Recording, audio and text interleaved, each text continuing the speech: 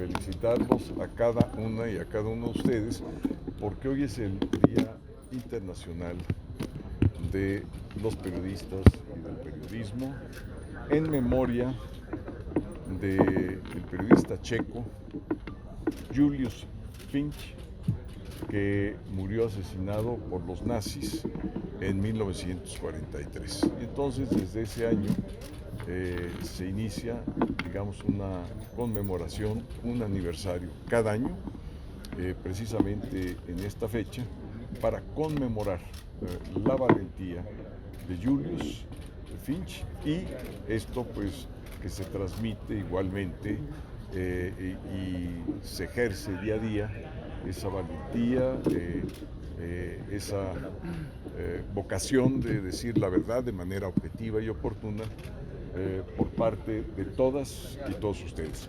Muchas felicidades. A pesar de, ¿no, diputado?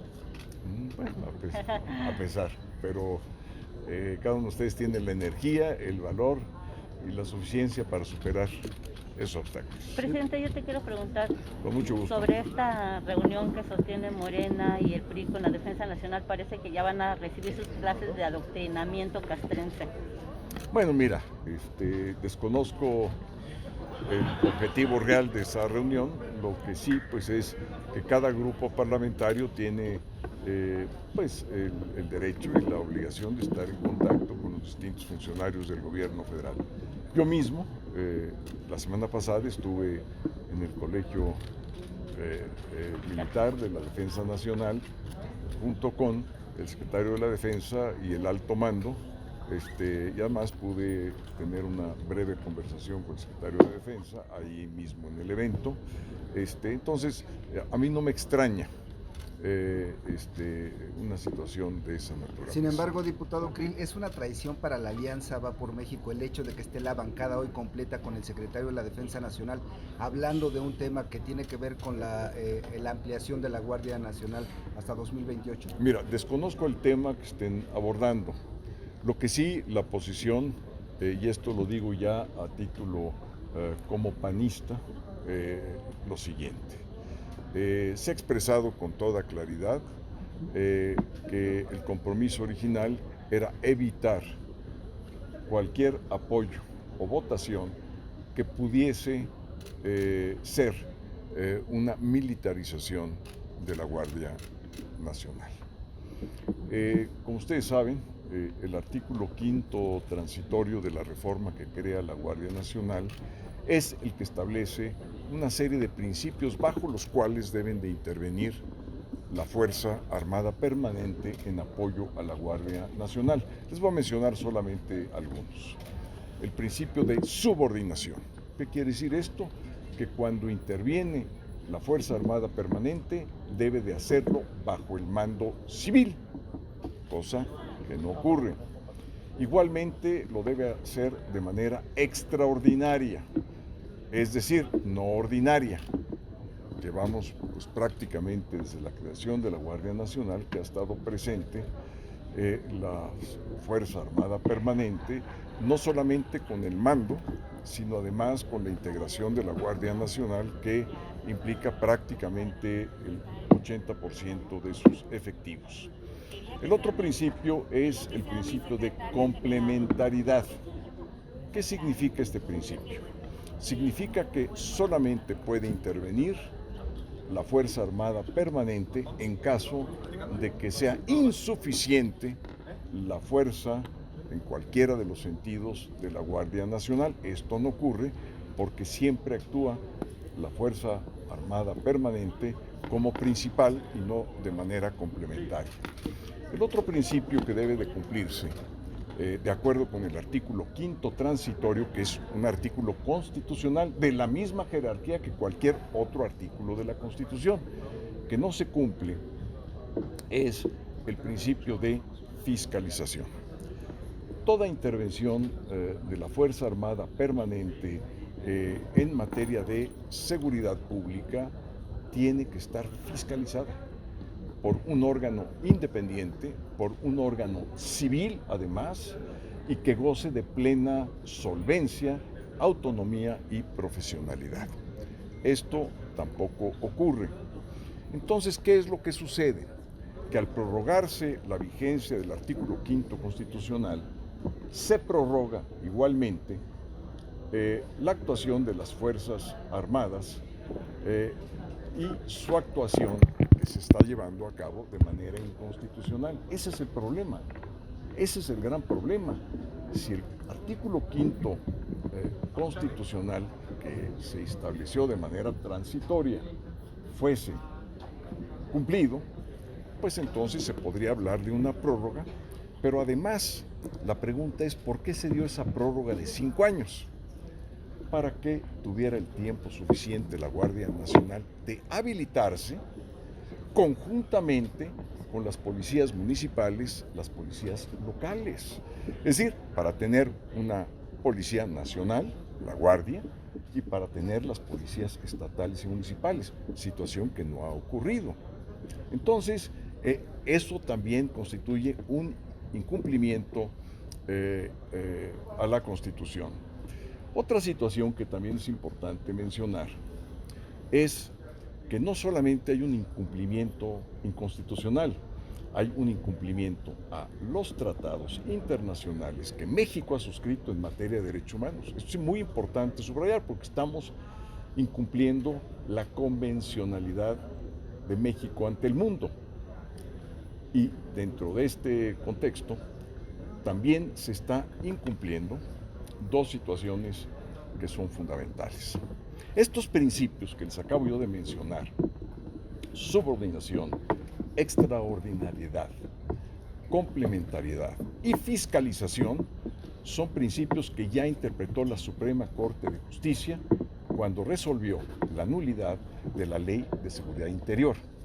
Y la Suprema Corte de Justicia se inspiró en varios casos de la Corte Interamericana que igualmente, al ver esos casos en otros países de la actuación y de la intervención de las Fuerzas Armadas, precisamente resolvió que estos principios deben de cumplirse a cabalidad. Y la resolución de la Corte y de la resolución de la Corte Interamericana igualmente definen cada principio. Es decir, no está al arbitrio discrecional de cada quien de interpretarlo.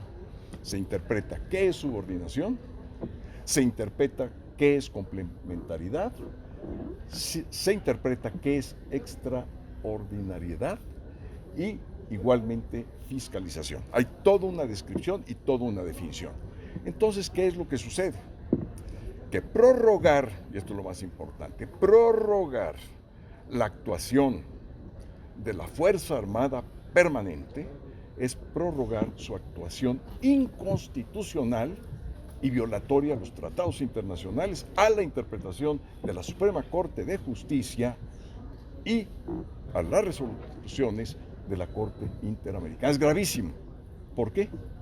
Porque al asumir plenamente la seguridad pública, nuestras Fuerzas Armadas asumen esa responsabilidad de esos incumplimientos. Y ante el saldo de 140,000 muertos al día de hoy por homicidios violentos y 40,000 desapariciones, existe una responsabilidad. Entonces nosotros, el PAN y el PRD, desea cuidar a nuestras Fuerzas Armadas, que merecen nuestro respeto, que merecen nuestro reconocimiento y que no las queremos ver en una situación de responsabilidad que vulnera una de las instituciones más preciadas que tenemos en el Estado mexicano. Es decir, nuestra posición, para que quede muy claro, es una posición que salvaguarda a la Fuerza Armada Permanente, es decir, a todo el orden castrense mexicano. Eso es. En consecuencia, es clara la posición del PAN y del PRD, es muy clara. Y hemos dado pues una suspensión temporal a nuestra coalición precisamente por esta gravedad que vamos a buscar poder persuadir al grupo parlamentario del PRI que precisamente es en aras de la defensa de nuestro ejército que debemos evitar por de pronto esta prórroga, hasta en tanto se cumple el artículo 5º transitorio y hasta en tanto auténticamente se cumpla la Constitución y nuestros tratados Pero internacionales. ¿cómo ¿Cuándo va a ser negociar la con el PRI diputado? cuando el PRI va hoy con el secretario de la Defensa Nacional? ¿Cómo negociar en esto que usted acaba de mencionar? Mire, lo importante es que hay un diferimiento en lo que nosotros teníamos como coalición. Eso es lo importante para mí. Y que no llegue el día de la votación sin antes tener la oportunidad de dialogar entre nosotros y de persuadir que esa prórroga, si no se toma en cuenta en esto, incurrimos en lo que ya mencioné, que vamos a desproteger a la Fuerza Armada Permanente y esto es gravísimo. ¿Ha vuelto a hablar con el diputado Alejandro Moreno? Él dijo ayer que se había comunicado con usted. Estoy en constante diálogo, en un diálogo permanente, continuo, tanto con el diputado y presidente del PRI, Alejandro Moreno, e igualmente con el coordinador Rubén Moreira y conjuntamente con mi coordinador Jorge Romero.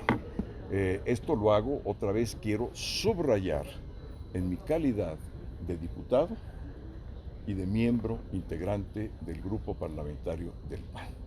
En mis funciones como presidente de la mesa directiva y por lo tanto del Congreso, voy a ser en este asunto imparcial cuando esté yo en esas responsabilidades. Si deciden mandar el dictamen a pleno, por supuesto que yo le daré el trámite reglamentario y constitucional adecuado. En eso yo no voy a dudar.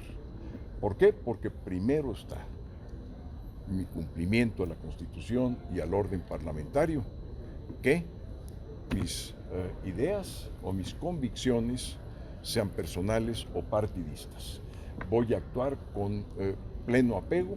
Entonces, en el momento que se dictamine, si se dictamina por una mayoría, me lo envían a la mesa, voy a dar inmediatamente el procedimiento que amerita una reforma como cualquier otra reforma de esta naturaleza.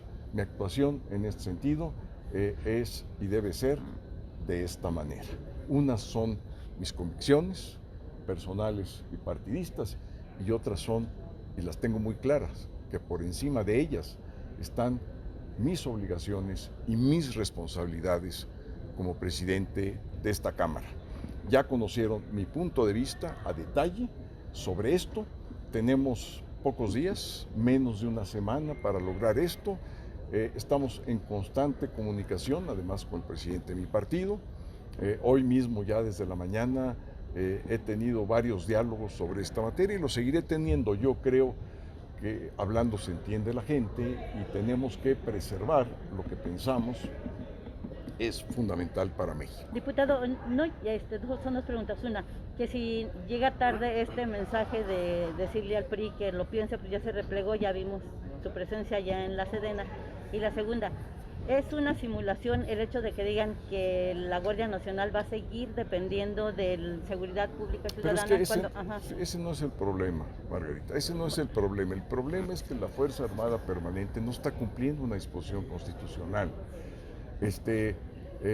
¿Por qué? Porque si ven ustedes y observan a simple vista, la Guardia Nacional está integrada por el 80% de efectivos de militares.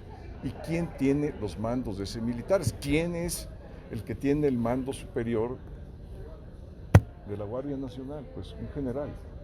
Entonces, todo esto pues es más que obvio y evidente. Entonces, no solamente es un cambio para dejar un cascarón de un lado. Ese no es el problema. Y déjenme añadir esto. Tampoco queremos nosotros, como PAN y PRD, que el ejército regrese a sus cuarteles. Eso no es lo que estamos pidiendo, eso lo pidieron otros, no nosotros. ¿Y por qué no? Y esto es muy claro,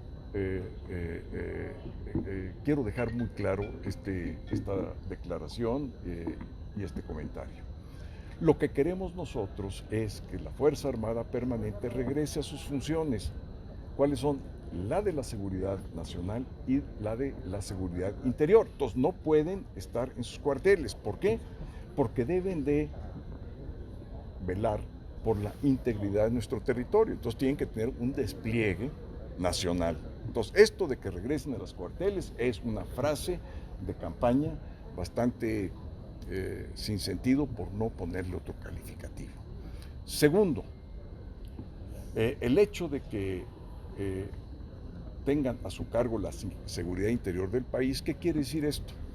Que tienen que velar por el orden constitucional internamente y que tienen que velar por las instituciones de la República. Y además velar que nadie subvierta el orden constitucional o se subvierta el orden institucional. Y ahí es donde está justamente el campo de actuación de la Fuerza Armada Permanente. Entonces, por eso tiene que tener un despliegue. No los queremos ver en sus cuarteles, por supuesto que no. Queremos verlos, eso sí, cumpliendo sus funciones constitucionales y legales. Y esto me es muy importante, porque no se trata de retirar a las Fuerzas Armadas. Si alguien está subvirtiendo el orden, un grupo criminal que tome una parte del territorio, que intervenga en un municipio, que atente contra un Estado, como hoy en día está sucediendo, esas son funciones propias de la Fuerza Armada Permanente en su capacidad de cumplir con la seguridad interior. Me explico, no es una cuestión de dejar a México desprotegido, es una cuestión de cuidar al ejército, de cuidar la institucionalidad y la constitucionalidad que debe de preservarse. Y esto debe quedar clarísimo, porque si no el debate se nos va por otros caminos que es totalmente absurdo. ¿Y el llamado al PRI? Bueno, es claro que no necesito hacerles ninguna llamada. Hoy mismo hablé con ellos, ayer hasta ya muy noche seguí hablando con ellos. Entonces, lo que sí les informo que mi comunicación es permanente, cotidiana, constante. ¿Y qué es lo que estoy haciendo? Tratando de persuadir que no voten cuando ese dictamen se presente a votación. Compañeros, muchas gracias, diputado presidente, con usted. ¿Puede responder nada más dos preguntitas rápidas? Dos preguntitas, pero muy rápido porque ya quiero. Hay que atender. Es que era de otro tema. Sí. Preguntarle primero que nada sobre la entrega del paquete económico que se hace el día de hoy, y en segundo lugar, ¿cuáles los temas pendientes en materia de periodismo que ustedes tienen pendientes ahí en la mesa directiva? Bueno, en primer lugar, la entrega del paquete económico, vendrá el secretario de Hacienda y Crédito Público a las 5 de la tarde, lo vamos a recibir, se presentará el paquete económico, lo explicará y daremos respuesta a esa explicación.